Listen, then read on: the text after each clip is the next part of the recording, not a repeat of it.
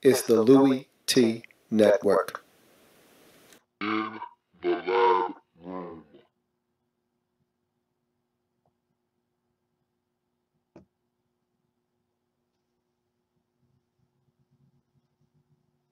Who else could it be but me, your man, Louie T? Welcome. You are in the lab room. Of course, I'm your host, Lou. Thank you for joining me. Week number 5 in the National Football League.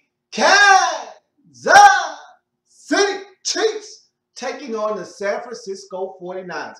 Big game for both teams. 49ers riding the ship a week ago, getting a huge win at home versus the undefeated Philadelphia Eagles. And a lot of turmoil, a lot of rumors swirling around. Will Jim Harbaugh be back after the season? Can't worry about any of that right now. Just got to take care of business and let things handle themselves and work themselves out in the long run. But you got to stay relevant in this division. Having already lost to the Arizona Cardinals, who were perfect going into week number 5 on the season, and having the Seattle Seahawks, who are the defending Super Bowl champions, also in your division, you got to keep pace. So this is a big one at home after getting a huge win last week versus the Philadelphia Eagles. If you're the Kansas City Chiefs, you're coming off of some real big momentum on Monday night, that thrashing of the Patriots. You went to Miami, got your first win of the season the week before, beating them up. So you're feeling really good about yourself. And all of a sudden, you're playing some really competent football. You're starting to score some points. You're starting to get some footing defensively after losing some key pieces early on in the season. Kansas City playing some real good football right now. So this is a big one for them on the road. So you look at this game, guess who's coming to dinner? Guess who's coming home? Dun, dun, dun, dun. Captain Checkdown! Everybody's favorite quarterback superheroes in town, man. Let's talk about this one. Welcome back. Dun, dun, dun, dun. Captain Checkdown! 12 plays, 81 yards, capped off by a 3-yard Jason Kelce touchdown. It's 7-0 Kansas City, and that's the way you come home, get the butterflies out of your system. If you're Alex Smith, know he was a little nervous coming back to San Francisco. He didn't know how he was going to be received by the crowd, and so he came, settled in, got right to work as only Alex Smith can, took his team down the field on a very methodical drive. They get in the end zone. I told you Jason Kelce looks like a budding star at the tight end position. He gets in the end zone. It's now 7-0. Kansas City Chiefs early in this football game. Niners respond with the ground game, get a field goal, 7-3. And I talked about this 49ers team last week. Having an identity, establishing that identity. When they run the football, they win football games. This is a team that needs to run first to set up the pass. And when they do it the other way around, they get themselves in trouble. In this game, they were able to run the football. It proved to have huge dividends later on in the game, 7-3, as we head to the second quarter. Chiefs dominated time of possession. And anytime Alex Smith is your quarterback, you're going to dominate time of possession. If you can continue to pick up first downs, which is what Alex Smith does, he keeps the offense on schedule. 3 yards on first down, 4 yards on second down, 3rd and 3, pick up the first down with a 4-yard gain, move the sticks. You dominate time of possession that way. And the Chiefs were 5 of 5 to start this game on 3rd down. So they were keeping the football away from the 49ers offense. And they tacked on a field goal after picking up a couple more first downs to make it 10-3 in this football game. Niners add a fill-the-boot field goal, this time from 55 yards. And you'll find out that he was the star of this game for the 49ers a little bit later on. And we'll talk about fill-the-boot later on. But he deposits one from 55 yards out, cuts the Niners lead to 10-6. And then the Niners give the Chiefs a dose of their own medicine. And there's nothing worse than having someone do to you what you're used to doing to others. Niners put together a lengthy 93-yard drive right before the half.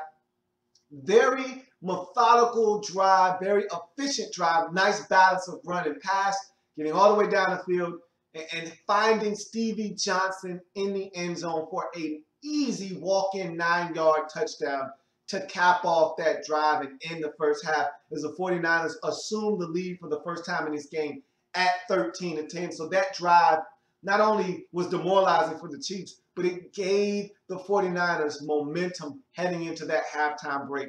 Very impressive drive by the 49ers. And again, they didn't get in the end zone many times in this game. As a matter of fact, that was their only trip to the end zone in this football game. So that was a big possession for the 49ers heading into the halftime break. They're up 13-10. You move on to the second half, and the Black Mamba, Anthony Thomas, almost bites this 49ers football team on a 38-yard punt return. Almost gets away, and he's been injured. He's seeing some action now, and this is one of those kids that can change the game for the Kansas City Chiefs. They got to find a way to get him the football more often, and you'll see why in a second. As Jamal Charles, after the 38-yard punt return, tacks on 26. Never, ever trust a man with two first names. Jamal Charles, very dangerous football player, gets them into a position where the Black Mamba can strike as Anthony Thomas catches the football out of the backfield, makes a guy miss, tiptoes down the sideline, and gets in the end zone on a 17-yard catch and run. It's now 17-13. Kansas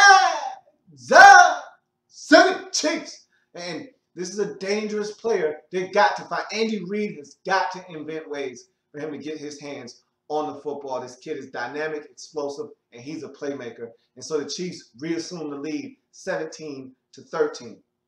Fill the boot with a 52-yard answer to that Chiefs touchdown, trimming this Chiefs lead to 1 at 17-16.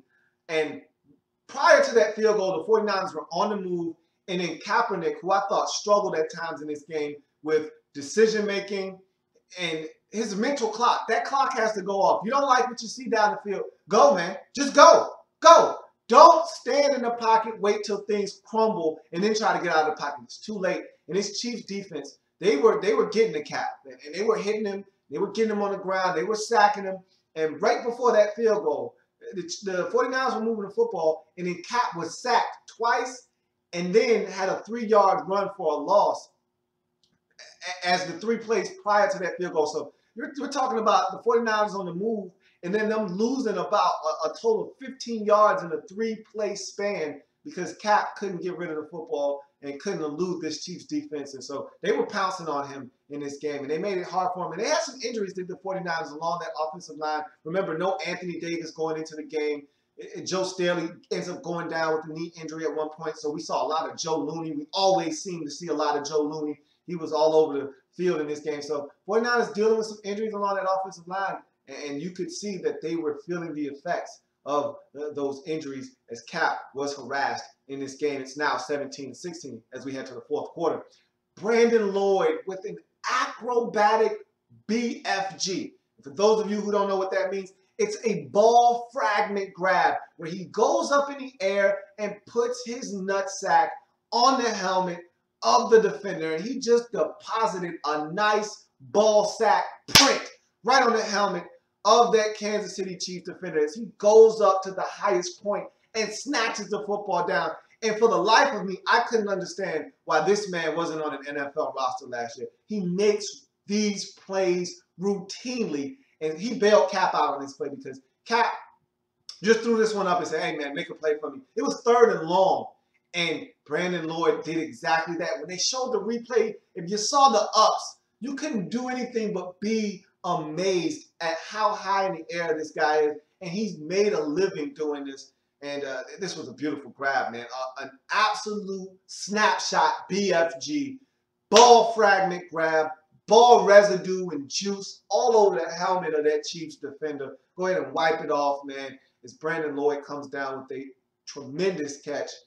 And that bails the 49ers out, helps set up another fill-the-boot field goal, giving the 49ers the lead at 19-17. So Niners reassume the lead after that huge catch by Brandon Lloyd. 49ers stuffed on 3rd and short again by this Chiefs defense. And I thought in those 3rd and short situations, In short yardage situations in general, the Chiefs, I thought, were borderline dominant in this game, and they were winning those battles up front against this 49ers team. And so they were going to have to kick a long field goal, which wasn't a problem. He had already deposited 2 from 50 plus in this game before this, but nonetheless, if you're the Chiefs, you want to make this as long a field goal as possible. Maybe that pressure is mounting at the end of this game, and maybe he'll give you one, give you some great field position. Instead, the Chiefs make a monumental mistake. 12 men on the field at the time of the kick. And so this did a number of things in this game, and this was so big. And here's why. Number one, you take the field goal unit off the field and give the 49ers a first down. You don't know now if they're going to score a touchdown or not and put this game out of reach. You don't know what's going to happen. That's huge. Now they're getting a fresh set of downs. That's number one. Number two, you're giving them an opportunity to eat up clock, and that's precious time at the end of this football game. Keep in mind, the Chiefs are a very methodical offense that wants to take their time and matriculate the ball down the field. They don't want to have to rush. And so now you're eating up precious clock at the end of the game. That's number two. Number three, now the Chiefs have to use all 3 of their remaining timeouts. They're no longer at their disposal. So now you're talking about a situation where there's no more timeouts, limited clock remaining in the game, and now the 49ers can still score a touchdown. So this was a bad situation. The 49ers get much closer, settle for a field goal. He hammers it home. It's now 22-17. So Chiefs really dug themselves a hole with that penalty. So now you got to have a touchdown. Can't kick a field goal and potentially win the game. You got to have 7. And now you got Alex Smith out of his element. No timeouts, not a lot of time. He's got to drive the football down the field. And he airmails the football right before the 2-minute warning, right into the waiting arms of Parrish Cox. And that basically seals it up. And again, you can't have those type of mistakes. That was a big one at the end of this ball game. That 12 men on the field. And then that interception basically seals it up as the San Francisco 49ers get it done at home. Very hard-fought game. Chiefs gave them everything they were looking for and then some, but just fell short, 22-17. And the start of the game, I talked about this earlier, Phil the Boot, this is why you went and got this man from the Cleveland Browns. This is why you paid him that money, because he's that type of kicker, the guy that can get it done for you. And he nailed 2 plus 50 field goals, including a 55-yarder that really helped you out early in this football game. He was the difference in this game. Remember, 49ers only got in the end zone 1 time. There were 5 field goals in this game. So he was tremendous for this 49ers football team as the San Francisco 49ers get the win 22-17, go to 3-2 on the season. Big win for them. Chiefs, no need to hold your head in defeat. This was a tough road test, and I didn't think you necessarily failed this test as much as you are going to receive an incomplete grade for this. Again, if you're Kansas City, you got to score points. And I told everyone last week that that 41-point outburst isn't the Chiefs on a regular basis. That's an anomaly. They're not going to score 34 or 41 points like they had in the 2 previous wins. They are a team that's going to score 17 to 24 points. They've got to find a way to be north of 20 points if they're going to win consistently. This defense is going to do enough that if they score 20, 23, 24 points, they're going to win ball games. But if they keep hovering around 17, you lose to Denver scoring 17 points. You lose to San Francisco scoring 17 points. You've got to find a way. You scored 10 in your loss to Tennessee. You've got to find a way to score over 20 points. If you do that, you're going to win football games this season. So big win for the 49ers. They're now 3-2 in the season. Tough loss for the Chiefs. They're 2-3 on the season. That's going to do it for this review. I thank you for joining me. If it happens in the National Football League, whether big or small, we cover it all here in the lab room. Come back and join me as I continue to break down week number 5 in the National Football League. I'll be back in a second.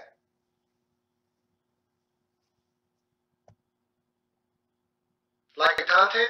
Want more? Sub up.